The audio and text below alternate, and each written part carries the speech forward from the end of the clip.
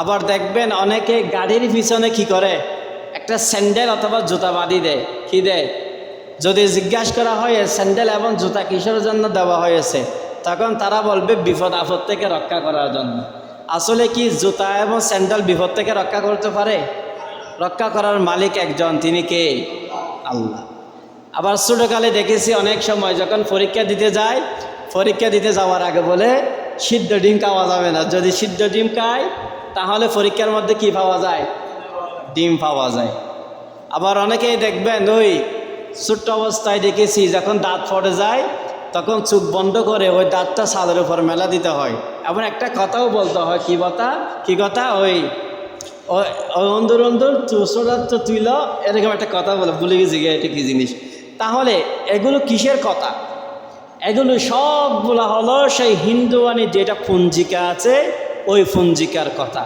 এগুলোর সাথে মুসলমানদের কোনো সম্পর্ক নেই। যদি কেউ বিশ্বাসও করে তাহলে তার ইমানের মধ্যে খতরা আসুন। আদমের দুই সন্তান, নাম হাবিল, আরেক নাম কাবিল। মানুষ হত্যা প্রতিষ্ঠিত হয়েছে আপন দুই ভাই থেকে, হাবিল এবং কাবিল থেকে। আমরা সচরাচর এলাকার অনেক মুরব্বীরা বলে থাকি যে কোনো মানুষ যদি কতল করে, এক অপরকে হত্যা করে, অর্ধেক গুনাহ কার আমল নামায় যায়? কাবিলের আমল নামায় যায়।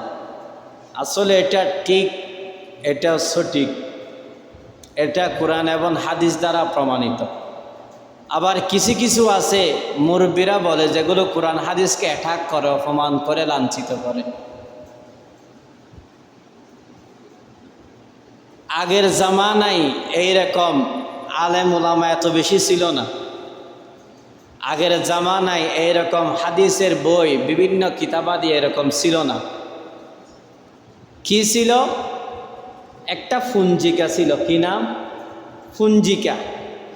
এই পঞ্জিকার লেখক ছিল হিন্দু। মুসলমান এবং হিন্দুর মধ্যে তেমন কোনো কি ছিল না, ভেদাভেদ ছিল না, মিলেমিশে থাকত।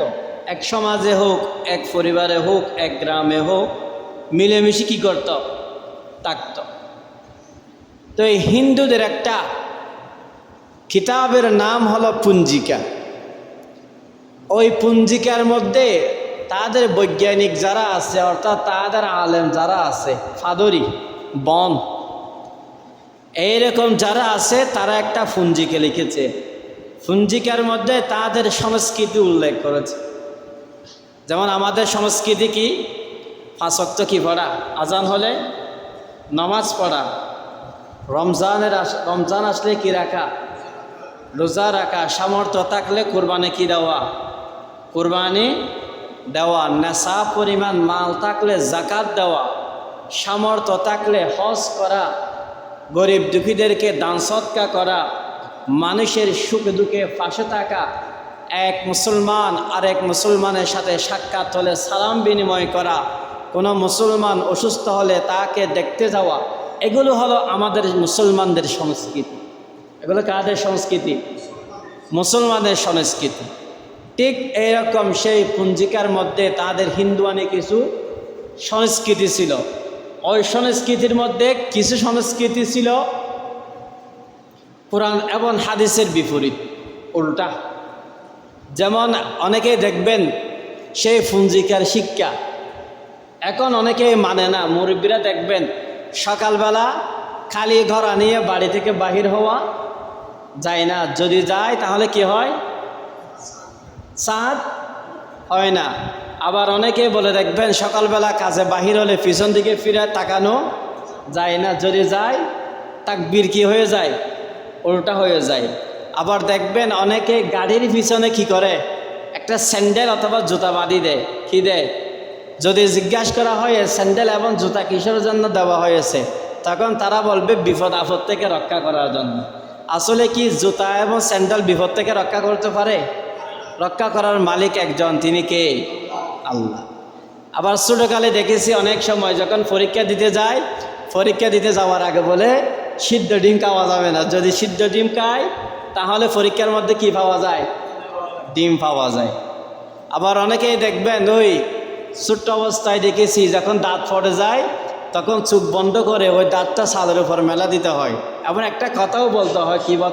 কি কথা ওই অন্দর অন্দর চোষটা তুইল, এরকম একটা কথা বলে, ভুলে গেছি গে এটা কি জিনিস। তাহলে এগুলো কিসের কথা? এগুলো সবগুলো হলো সেই হিন্দুয়ানি যেটা পঞ্জিকা আছে ওই পঞ্জিকার কথা। এগুলোর সাথে মুসলমানদের কোনো সম্পর্ক নেই। যদি কেউ বিশ্বাসও করে তাহলে তার ইমানের মধ্যে খতরা আসবে, তার ইমান নিয়ে অ্যাটাক আসবে। ওই জন্য এই পঞ্জিকার যে কথাগুলো আছে এই পঞ্জিকার কথাগুলোর সাথে মুসলমানদের কোনো কি নেই। আবার অনেকে দেখবেন পুষ মাঘে বউ আনলে নাকি কি হয়, ফুসকারা লাগে, কিছু কথা আছে এরকম। আসলে এগুলোর সাথে ইসলামের কোনো কি নেই, সম্পর্ক নেই। ঠিক এরকম একটা পঞ্জিকার কথা হলো যে কোনো মানুষ যদি এক মানুষ অপর মানুষকে হত্যা করে তাহলে কিছু গুনাহ ওই হাবিলের বা কাবিলের আমলনামার মধ্যে যায়। এটা ঠিক, এটা কোরআন এবং হাদিস দ্বারা প্রমাণিত। কিন্তু এখানে কিছুক্ষণ আগে যে কথাগুলো বলেছি, এই জুতা স্যান্ডেল কি দেওয়া, গাড়ির পিছনে বেঁধে দেওয়া, ডিম খাওয়া ইত্যাদি, এগুলোর সাথে কোনো ইসলামের সংস্কৃতির সাথে কি নেই, সম্পর্ক নেই।